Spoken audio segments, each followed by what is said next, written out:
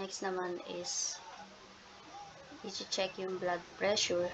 So, if the systolic BP is greater than 40 or diastolic BP is greater than 90, then yung BP status po is high blood.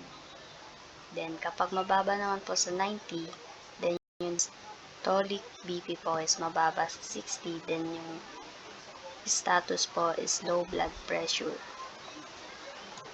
Then, kapag di naman po is normal blood pressure. Next is heart rate. So, kapag yung heart rate po is mababa po sa 60, then yung status po is low heart rate. Then, kapag mataas naman po sa 100, high heart rate naman po. Then, kapag wala naman, normal lang po.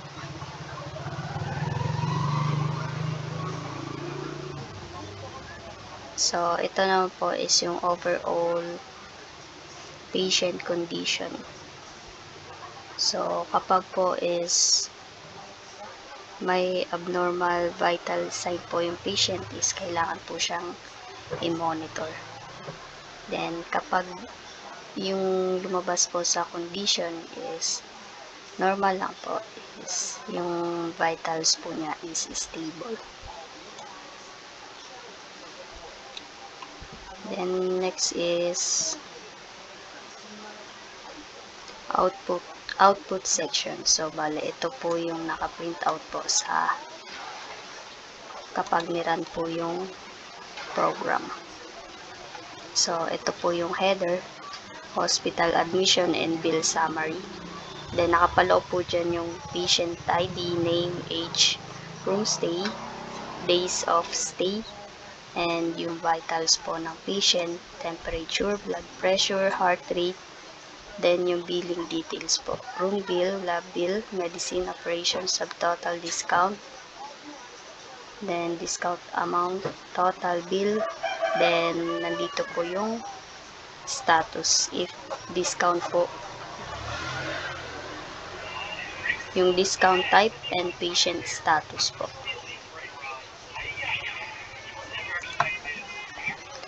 So, ayan po.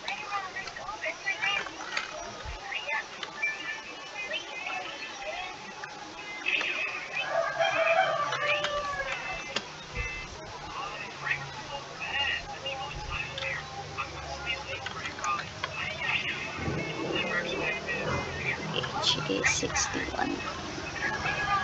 Semi-private.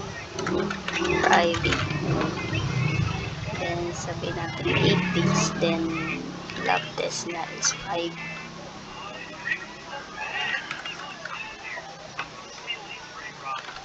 No.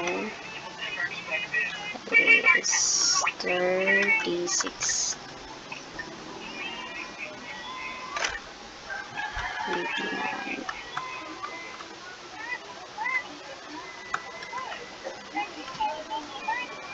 So, ayan po.